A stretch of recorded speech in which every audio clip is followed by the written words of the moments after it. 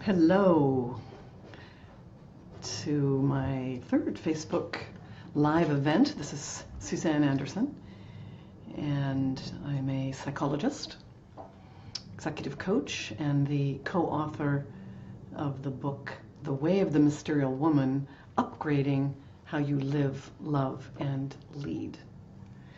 And on today's Facebook Live event, I'm going to explore the topic permission to, I've called it the permission to want what you want.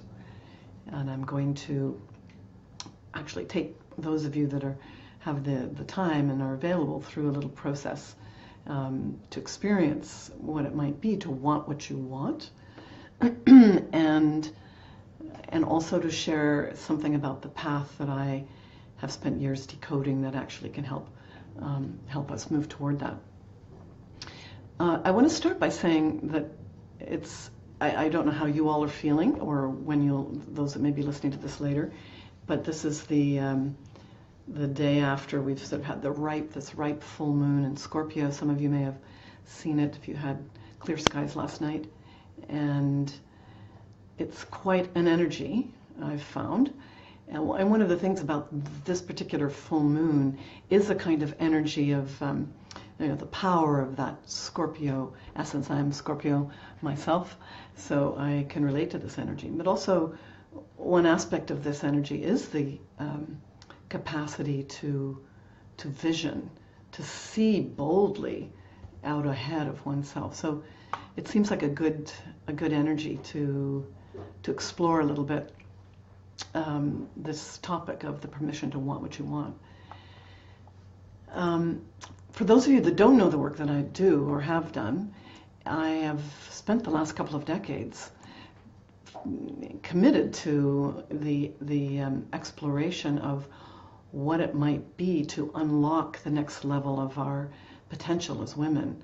I've been particularly interested in women because I saw a big gap about now 20 years ago between the capacities that women had cultivated, many of them very masculine capacities to fit into culture the way it is, and the gap between that and fulfillment, a sense of fulfillment, a way of being in the world that was more honoring of all of who a woman was. And it seemed like there was something missing here. I mean, we look back, and the last 50 years we've been in this enormous steep learning curve, and I actually think essential to really break into the hypermasculine structures in the world, but also that meant in our own consciousness. And in one way, sometimes I talk about this as like having, a lot of people talk about trying to break through the glass ceiling of that masculine skyscraper. It's a sort of phallic image. And I think, yes, we had to do that, but that was never the end game. And that, in fact, we need to be in a completely different building now. And how do we do that? What does that even mean, actually? I want to just say something about that a little bit here. I have a sense that women are in the midst of a profound rite of passage, and that this moment in time is actually inviting us, like any initiatory time, to go through a transformation. That is, letting go of a way of being, like in a rite of passage or an initiation. You actually have to sacrifice something to open up to these other ways of being, to actually let the new in. And so we are in this sort of bumpy time right now of this particular transition, and that it's going to require this initiation, this initiatory time, our steadfastness, and also our awareness that this is what's happening. Because in the absence of knowing this moment is potentially a birthing moment, it's very possible to lose faith, to become hopeless and despondent, depressed, We have the highest, I said in the last Facebook Live we did, we have the highest rate we've ever had. 1 in 4 women in the U.S. on antidepressants or anti-anxiety meds, trying to dial down the discomfort right now in these sort of times. But I believe this is the pressure itself that is kind of catalyzing the awakening of capacities we've never seen yet as women that are coming online now, and that are actually potentially a match for evolution itself. In other words, evolution, the friendly universe is calling forth these capacities have never been, we haven't seen embodied before in men or in women.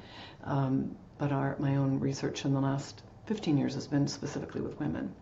So what does that even mean? Well, I think we cultivated a lot of the masculine capacities already, the ability to be, well, actually, I'd say we even over cultivated them into the sense they've become hypermasculine. But the capacity, let's say, the masculine capacities to be agentic, to penetrate, to make things happen, to be goal-oriented, to have clear boundaries in the best case scenario, to know how and when to take a stand, to create the structures and order in our lives that let that which is our sort of creative genius have the container that can allow that to grow. In the extreme, these capacities have become more patriarchal, more dominator-like, more workaholic-like, more or the other side actually of that, where we just give up, we just capitulate. I mean, I can't possibly fit in to that overly dominant masculine way of being. And the other side, though, let's say, is what's arising now, and it's certainly being acknowledged in a lot of circles, which was not the case when I started this work, but is the rise of what we could call feminine capacities. Well, those in men and in women would be the ability to flow and to flex, to be receptive, the container holding. You think of how women hold and gestate in the womb, new life. The kind of wild and sensual side of oneself is also that a deep feminine impulse that's kind of wanting to come back in the intuitive, the imaginal, the right brain. So here's the feminine sort of the yin essence that's been forgotten over the years, while the yang essence has really come on strong. I would say that's been evolution's move forward.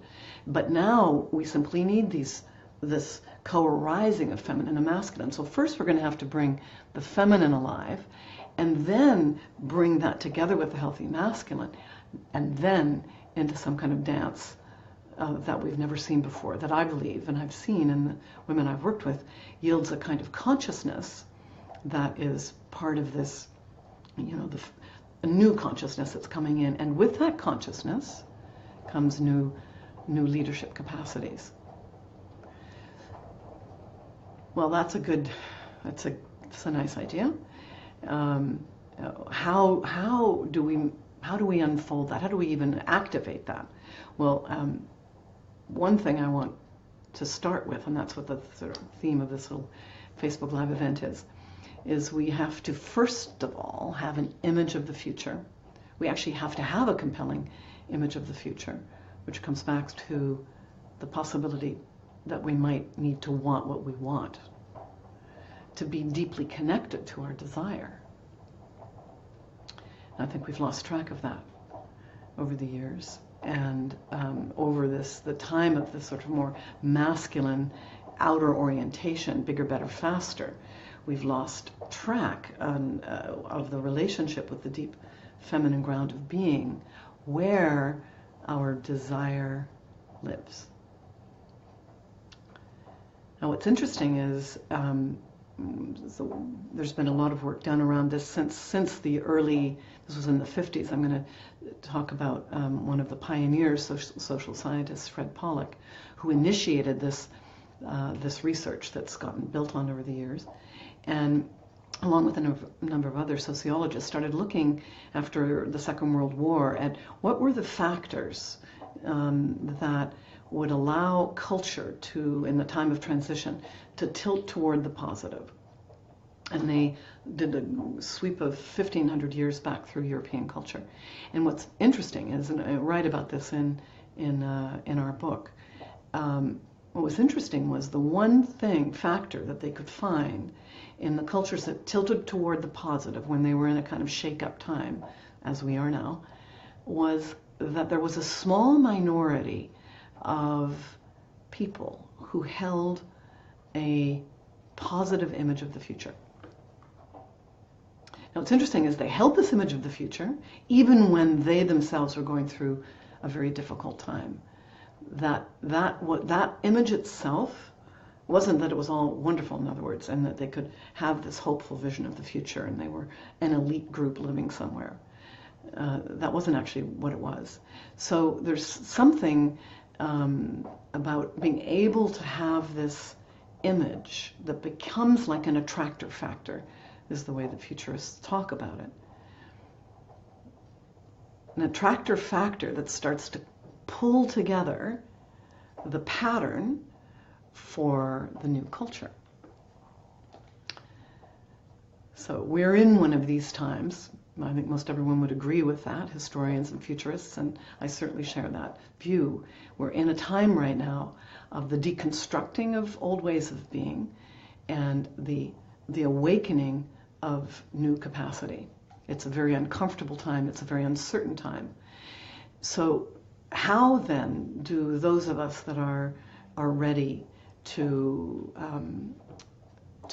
orient toward the positive set that in motion?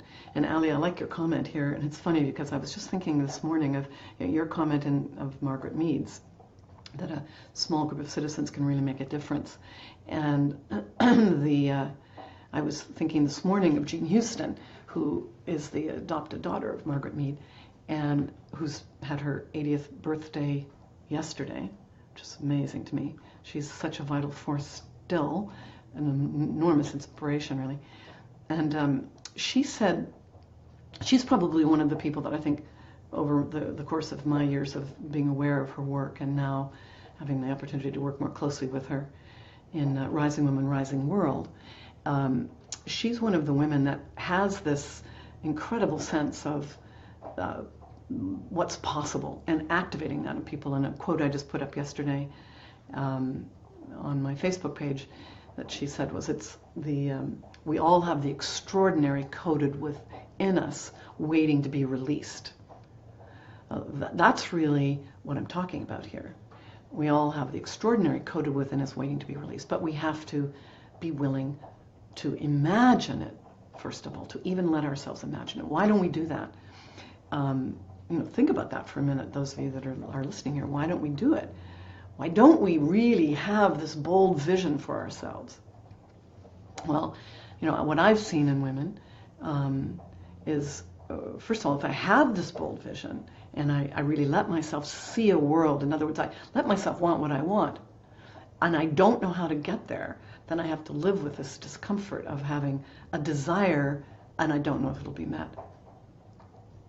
Or it won't be met, and then can I handle the pain of that? Or there can be a sense of, what difference is my desire going to make? It's okay what I've got right now. I mean, I can basically make this work. I'm lucky to have what I do have. And who am I to imagine anything else? Especially when there's so many people suffering in the world. Yeah, but what if your longing, what you desire, and I've said this in my Facebook post, is evolution's desire, the Great Spirit's desire, that it's not separate. That desire, the longing, the pure longing for you, for a way of being in the world, the way of being with others, the way your gift, your creative contribution might impact the world. This is the longing of life itself, and evolution itself wanting to move forward. And if we, those of us that are even willing to entertain this possibility, aren't open to fueling, nourishing the image of the future, then I think we're in trouble here as a species on the planet. All right, so let's do a little something together. Let's do a little imaginal process together. So Susan is saying, I've been in that cycle. What I have is good. Why do I want to shake things up? It's so good. Why do I feel like I'm bursting out of a box? Thank you. Yeah, exactly that. This is what I've sometimes described as the awakening of this innate potentiality that I've seen in women. I've called it mysterial because I couldn't find a word in the English language to adequately describe this really extraordinary way of being that I was seeing emerging in women that had been through my programs over 10 years, actually. And but let's say this innate capacity, this robust way of being that brings together all of the feminine and masculine is awakening in us. And it is pushing against the limitations of our habitual structure. This is, I think, what you're speaking to, Susan. Like, it's pushing against, the sense of bursting out. It actually needs a channel. It actually needs a channel within to start to come forth. The first thing is you have to even know this is happening. So I'm hoping, these conversations I'm having with you all and the book and many others that are starting to speak like this are awakening women to the fact that something is happening. And how do we make room for that? And then I think we have to do this work of letting ourselves want what we want.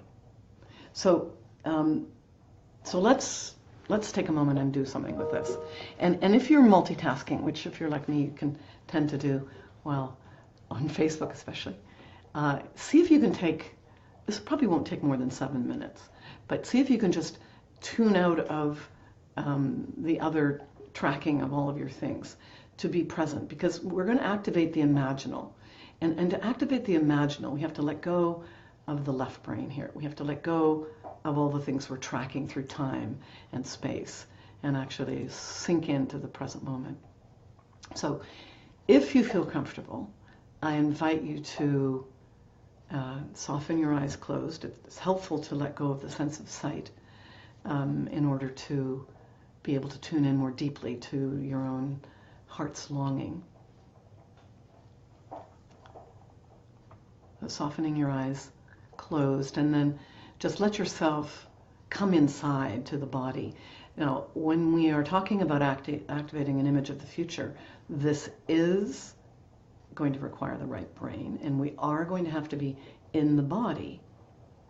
We start here in the body because we want the feeling sense. This is the engine, actually, of any visualization, is that the emotions actually get turned on in the body. It's not just a dry idea with the mind. So come into the body, feel your feet on the ground, feel yourself here. And to start out, I want you to remember, we're going to use memory to get this activated in the body. Remember a time in your life, it might be fairly recent, it might be quite a while ago, when you felt very alive, very aligned, perhaps with your purpose, with your essence. You felt happy and full of yourself and yourself in the world. So remember that time, call it into your mind, and then once you've got that moment, then let yourself feel the feelings that were a part of that.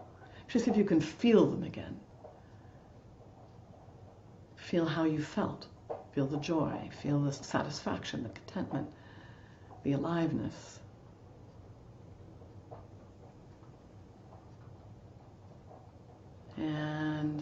And then sense in your body. So get connected to what you actually sense in your body. What is your body experiencing?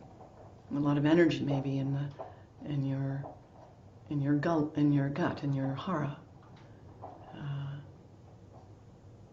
Maybe tingly.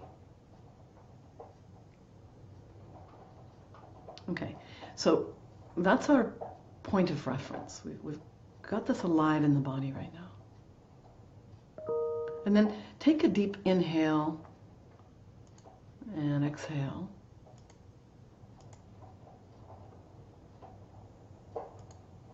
And then let yourself settle back again. And I want you into your mind's eye to imagine yourself in a place that has been very, in nature, that's been very beautiful for you, very healing for you. Could be a meadow somewhere, it could be a beach, on the top of a mountain, by a lake, or somewhere that's in your direct experience that you go to in your, you can go to in your imagination easily to feel safe and at home, comfortable, at peace.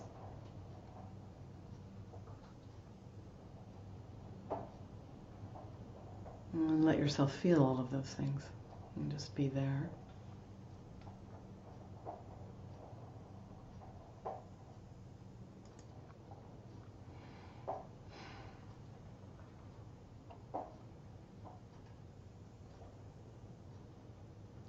And then I want you to see above you a compelling tunnel, a kind of opening in the sky with a beautiful glowing light.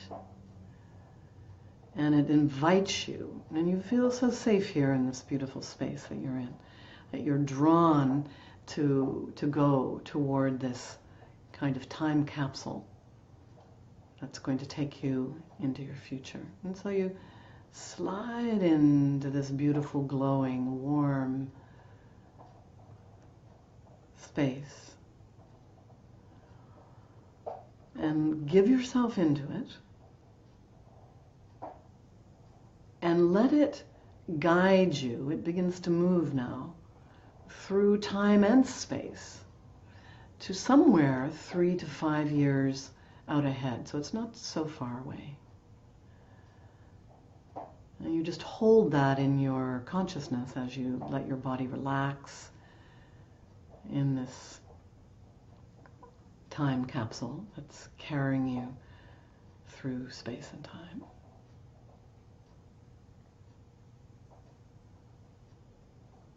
And then let yourself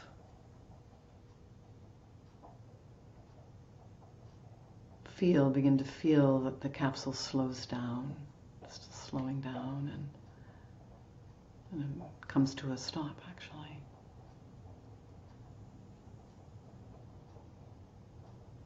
And again, holding this state of just calm and peace, you look down and see yourself here, you, in a life 3 to 5 years from where you started.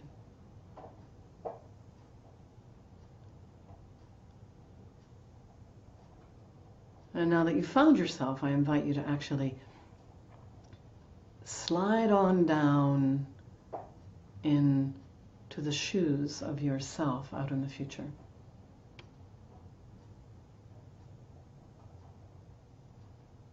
And just stand there with yourself now for a moment. And if any parts of you arise that want to challenge the possibility that you could have an image of the future, you can just let those parts relax, soften, settle, and stay connected to this possibility that wanting what you want and seeing what you see in the future is that you are evolution's eyes and ears and feet and hands in the world. See yourself now looking out at your world. Where are you?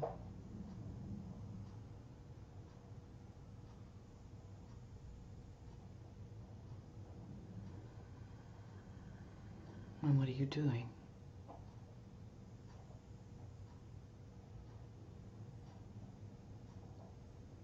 And let yourself see images of who you're with in your life.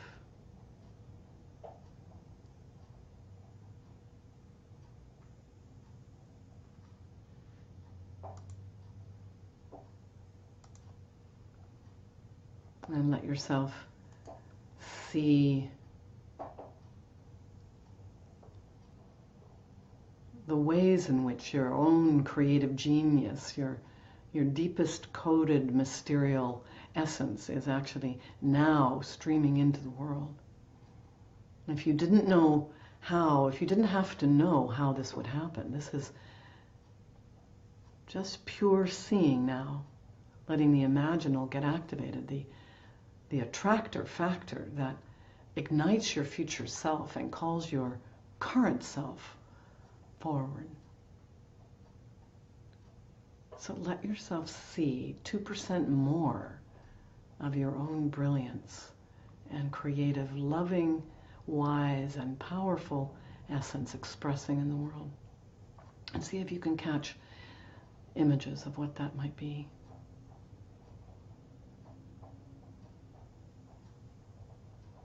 Feel the energy in your body of this life, the aliveness, the fulfillment,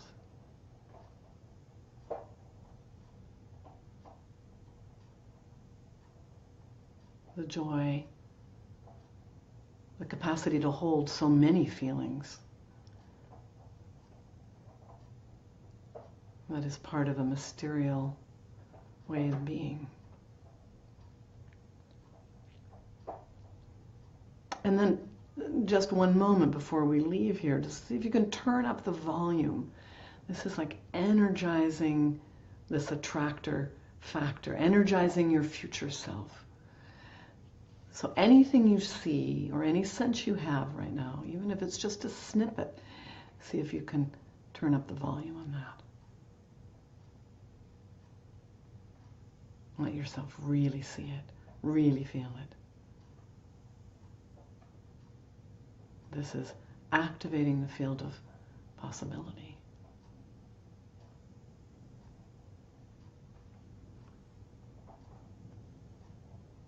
Yeah. Okay, and then let yourself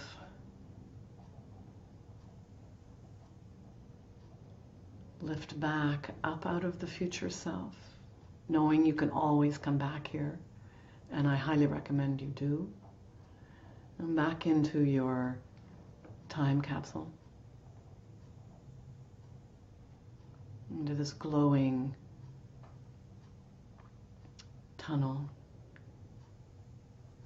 And let yourself be transported again through space and time. Maintain that sense of calm and expansiveness. And now also lit up inside you, your future self. And you bring this back with you.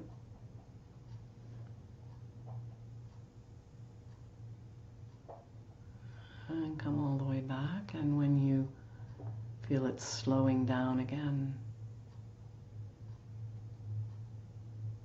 you look down and see yourself standing in that beautiful space we started from, wherever that was for you. And see yourself sliding back down and into that body and being. Keeping the aliveness you opened up in contact with your future self.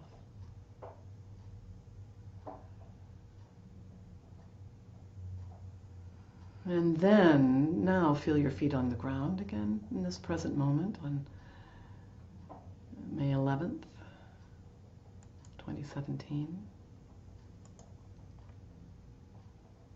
And let yourself come back here in present time.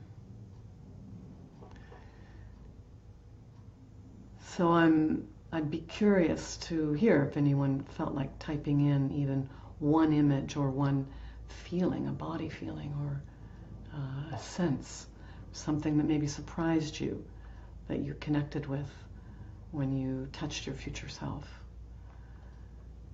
And this is a process that I would recommend you do. Again, this video is going to be online. You can use the video, or you can just do it with yourself. In my programs, I have women doing a very regular practice of, first of all, finding and seeing the future self, activating that energy and on a daily basis working with that intention. So I highly recommend that you give yourself permission to increasingly want what you want, to find your own deep desire, and be willing to turn that up a little higher. Well, one of the things that happens once you have this sense of what you want, of course, is the question, well, how do I get there? And I cannot even see how to get from here to there. Because if we're really boldly imagining ourselves into the future, there isn't always a straight line there. So how does that happen? And this is what I've spent years figuring out, is a path to move from where we are right now, both individually and as a culture, toward this emerging future. And I call this pathway the Mysterial Sequence.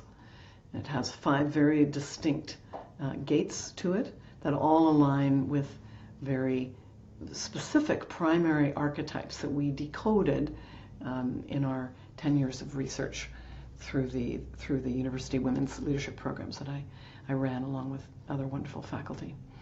And this is what I explore in the Mysterial Leadership Essentials course, and I want to just tell you a bit about that because I'm launching my next program, and I run this twice a year. The next one starts next week on Tuesday. And it's a new thing that I've actually started. I started it in the fall, doing a 10-week introductory program. And prior to this, women just had to come in for the longer commitment of 6 months or 9 months. And I was very excited by what happened in the fall. First of all, it was my first global online course, and there were women from all across North America, Europe, Asia, and to Australia. So it was this really rich and exciting international field of women. But also what happens in this course that I never had the possibility of doing before is that we are awakening each one of the gates of this mysterial sequence. So each one of the 5 archetypal gates, and I'll just give you the names: the mother, the hero, the father, the maiden, and the crone. These gates all mark the channel I was talking about earlier, that I was responding to Suzanne's quote, or her comment online here, Susan Vosper, that there is this channel that's waiting to be opened. And the channel is quite specific, and that's what I understand now. And it's actually, the channel itself follows the developmental pathway that we've been on since we were babies. It goes all the way into adulthood. And the work is to open each one of those gates and liberate the yin or feminine and or masculine essence that's at each one of these gates that has been shut down. That's very much connected to how it is we are going to manifest our vision of the future, what it is we desire.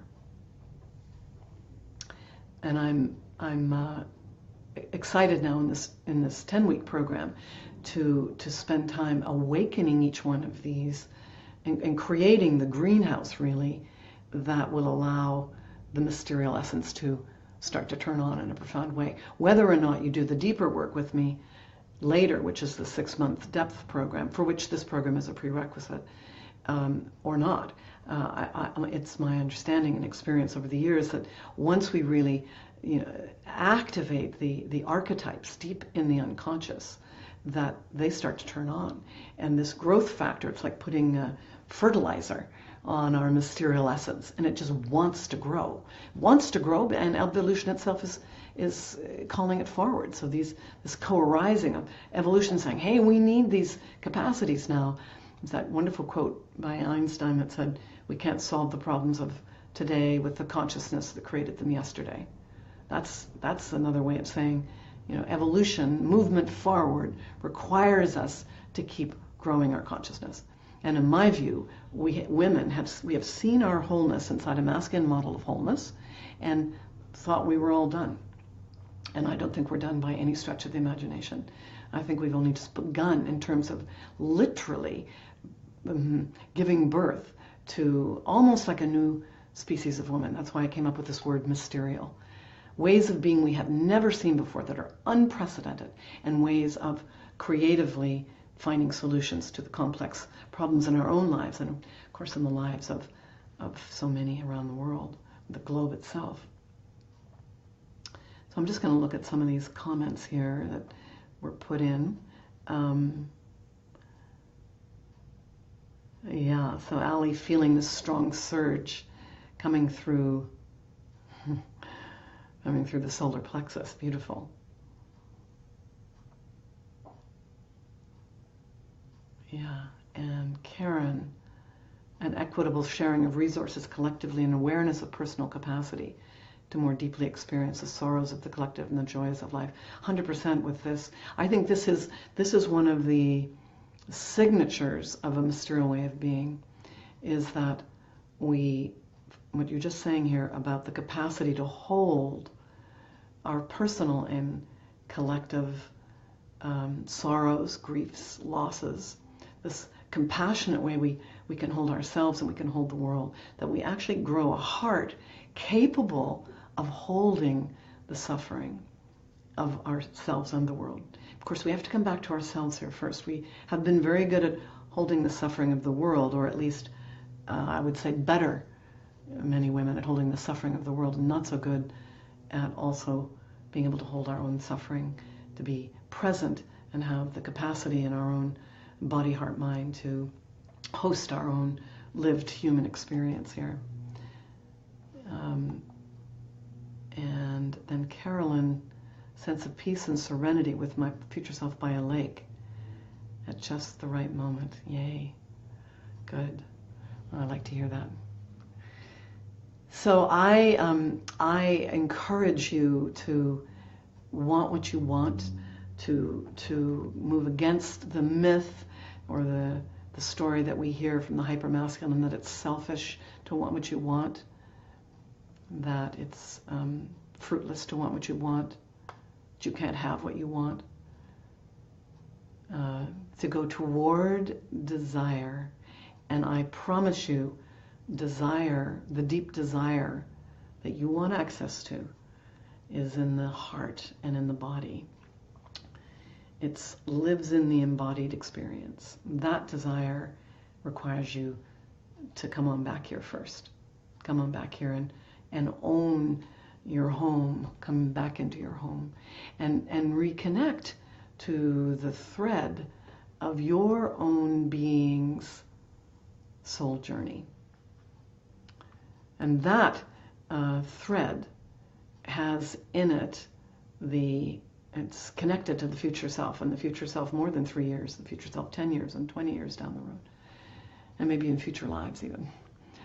So join me, I invite you. In fact, I think Marissa put up, yes, if you sign up today, or if you click on the link today and are interested in joining the Mysterial Leadership Essentials course that starts on the 16th, the early bird rate, which completed on Sunday, is available to you today. And this link would be available to you. I'd love to have you with me in the group of women that have already signed up. And join this community. I think it really helps to do this work in community and get a sense for how your own journey right now is part of a much larger unfolding. Really feel that in the limbic resonance with other like-minded women. And I also have a Facebook online group now called Mysterial Woman, and where I invite you to join in conversations that are just starting. Just started this a few weeks ago, and I'm really excited about the kinds of conversations we're starting to have. So let me close with a poem. Poetry is one of my favorite tools, I would say, or languages of the mysterial. Brings together the left and right brain, the imaginal and the logical. This is a poem called The Thread by Denise Levertov. And she says, something is very gently, invisibly, silently pulling at me. Now, if you're multitasking right now, I want to just see if you can let these words in. So maybe just stop for a moment, and then I'm almost done. Let's start again. And really let these words come in. Something is very gently, invisibly, silently pulling at me.